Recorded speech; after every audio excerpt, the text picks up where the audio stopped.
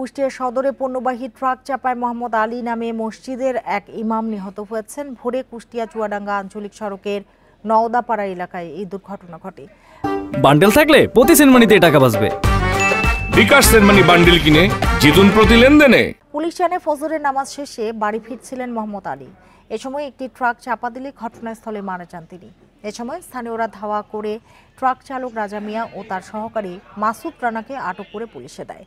এদিকে ফরিদপুরের মধুখালীতে তরমুজ বোঝাই ট্রাক নিয়ন্ত্রণ হারিয়ে সড়কের পাশে গাছে ধাক্কা দিলে ঘটনাস্থলে চালক ও সহকারী নিহত হয়।